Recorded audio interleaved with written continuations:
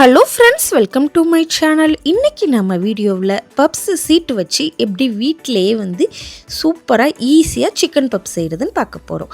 First ஒரு pan எடுத்துக்கோங்க. அதில் உங்களுக்கு தேவையான அளவு கொஞ்சமாக எண்ணெய் சேர்த்துக்கோங்க.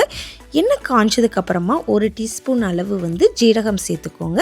ஜீரகம் பொரிஞ்சதுக்கு அப்புறமா குட்டி குட்டியாக கட் பண்ணி வச்சுருக்கிற பச்சை மிளகா ஒன்று ஆட் பண்ணிக்கோங்க. இப்போ பச்சை மிளகா லைட்டாக பொரியணும். நெக்ஸ்ட்டு குட்டி குட்டியாக கட் பண்ணி வச்சுருக்கிற பூண்டு 4 ஆட் பண்ணிக்கோங்க. இந்த மாதிரி ரொம்ப குட்டி குட்டியாக நீங்கள் கட் பண்ணி வச்சுருக்கணும். இப்போ அதையும் சேர்த்து லைட்டாக மிக்ஸ் பண்ணிக்கோங்க. இப்போ உங்கள்கிட்ட இஞ்சி பூண்டு பேஸ்ட் இருந்துச்சுன்னா நீங்கள் டைரெக்டாக ஆட் பண்ணிக்கலாம். சப்போஸ் இல்லாத பட்சத்தில் பூண்டு மட்டும் ஆட் பண்ணிக்கலாம். இப்போ இந்த மாதிரி குட்டி குட்டியாக கட் பண்ணி வச்சுருக்கிற வெங்காயம் ஒன்று ஆட் பண்ணிக்கோங்க. இப்போ அதையும் சேர்த்து நல்லா இந்த மாதிரி மிக்ஸ் பண்ணிடுங்க. வெங்காயம் நல்லா வதங்கணும். ஸோ வதங்குற வரைக்கும் நீங்கள் நல்லா மிக்ஸ் பண்ணணும்.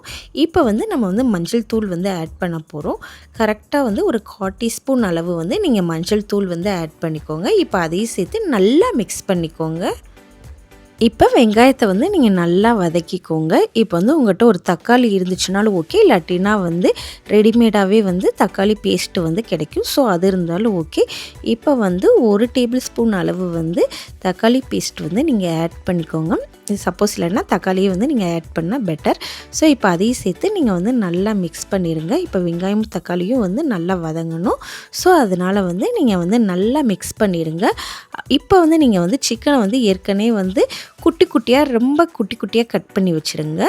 அப்படி வச்சுக்கிட்டிங்கன்னா ஈஸியாக சிக்கன் குக்காக ரொம்ப ஈஸியாக இருக்கும். இந்த மாதிரி ரொம்ப குட்டி குட்டியாக பீசஸாக நீங்கள் சிக்கனை கட் பண்ணி வச்சுருக்கணும். ஸோ இப்போ வெங்காயம் தக்காளி கூட இந்த சிக்கனையும் சேர்த்து நல்லா மிக்ஸ் பண்ணிடுங்க. நம்ம இதில் தண்ணியெல்லாம் ஆட் பண்ணுறதில்ல. இதில் சிக்கன் நல்லா இந்த மசாலாவிலே குக் பண்ண போகிறோம். ஸோ அதனால் நீங்கள் பொறுமையாக இந்த மாதிரி நல்லா மிக்ஸ் பண்ணிடுங்க. சிக்கனை ரொம்ப பெரிய பீசஸாக கட் பண்ணிங்கன்னா குக்காகவும் லேட் ஆகும். அது மட்டும் இல்லாமல் பப்ஸில் சாப்பிட்றப்ப ரொம்ப கஷ்டமாக இருக்கும். ஸோ இந்த மாதிரி குட்டி குட்டியாக கட் பண்ணிக்கோங்க. அப்போ தான் சாப்பிட ஈஸியாக இருக்கும். இப்போ தேவையான அளவு உப்பு சேர்த்துக்கோங்க. அதுக்கப்புறமா சிக்கன் குழம்பு மசாலா 1 டீஸ்பூன் ஆட் பண்ணிக்கோங்க. நெக்ஸ்ட்டு மல்லி பவுடர் அது கொஞ்சம் ஆட் பண்ணிக்கோங்க, 1 டீஸ்பூன். இப்போ எல்லாத்தையும் சேர்த்து நல்லா மிக்ஸ் பண்ணிடுங்க. அவ்வளோதான். நம்ம வேறு எந்த மசாலாவுமே நம்ம ஆட் பண்ண போகிறது இல்லை. உங்கள்கிட்ட கரம் மசாலா இருந்தால் நீங்கள் ஆட் பண்ணிக்கோங்க. சிக்கன் மசாலாவுக்கு பதிலாக கரம் மசாலா நீங்கள் ஆட் பண்ணிக்கோங்க. ஸோ நம்ம குழம்புக்கு யூஸ் பண்ணுற சிக்கன் மசாலாவை தான் நான் ஆட் பண்ணியிருக்கேன். அது ரொம்ப சூப்பர் டேஸ்ட்டாக இருக்கும். ஸோ அதனால் சிக்கன் குழம்பு மசாலா எந்த பிராண்டுனாலும் நீங்கள் ஆட் பண்ணிக்கோங்க. இப்போ குக் பண்ணுறதுக்கு மூடி வச்சுருங்க. நல்லா சிக்கன் குக் ஆகணும். தண்ணி ஆட் பண்ணிடாதீங்க. ஆல்ரெடி சிக்கனில் இருக்க தண்ணியிலே குக் ஆகிரும். இப்போ நீங்கள் மல்லித்தலை ஆட் பண்ணிக்கோங்க. அப்புறம் மிளகுத்தூள் நீங்கள் ஆட் பண்ணிக்கோங்க. கொஞ்சமாக நல்லெண்ணெய் சேர்த்துக்கோங்க. நல்ல ஃப்ளேவராக இருக்கும். ஸோ அவ்வளோதான். ரொம்ப ஈஸியாக சிம்பிளாக சிக்கன் ஸ்டஃபிங் ரெடி ஆகிடுச்சு. இப்போ இது எல்லாத்தையுமே நல்லா மிக்ஸ் பண்ணிடுங்க. லைட்டாக ஒரு 5 நிமிஷம் அப்படியே குக் பண்ணிடுங்க. சூப்பரான சிக்கன் ஸ்டஃபிங் ரெடி ஆகிடுச்சு. அப்படியே இந்த ஸ்டஃபிங்கை நம்ம சீட்டில் வச்சு குக் பண்ணால் சூப்பராக இருக்கும். அவ்வளோதான். சூப்பரான ஸ்டஃபிங் இப்போ ரெடி. இப்போ நம்ம என்ன பண்ண போகிறோம்னா, நீங்கள் இந்த மாதிரி ரெடிமேடாகவே பப்ஸு சீட் கிடைக்கும். ஸோ அந்த சீட் நீங்கள் வாங்கிக்கோங்க. இப்போ ஒரு 6 பப்ஸு சீட் நீங்கள் எடுத்து வச்சுக்கோங்க. அதுக்கப்புறம் நம்ம சிக்கன் ஸ்டஃபிங் ஒரு 2 ஸ்பூன் நீங்கள் வச்சுக்கோங்க.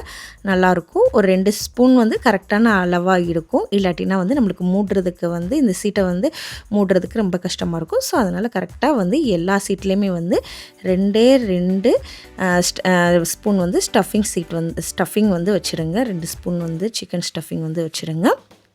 அவ்வளோதான். இப்போ எல்லாத்துலேயுமே நம்ம சூப்பராக ஸ்டஃபிங்கை ஃபில் பண்ணிட்டோம் இந்த ரெடிமேட் சீட்டில். இந்த ரெடிமேட் சீட் கொஞ்சம் ரொம்பவே ஈஸியாக இருக்கும்.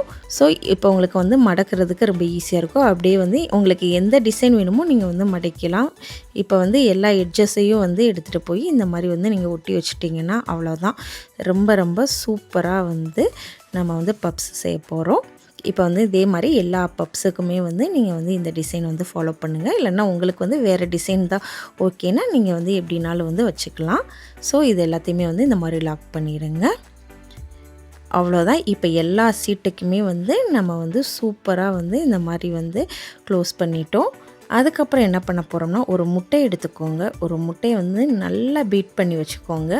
அதுக்கப்புறம் இந்த மாதிரி பப்ஸு சீட் மேலே வந்து ஒரு ப்ரஷ்ஷை வச்சு இந்த மாதிரி வந்து அப்ளை பண்ணிடுங்க. எதுக்குன்னா நல்லா கோல்டன் ப்ரௌன் கலராக வந்து ஆகும்.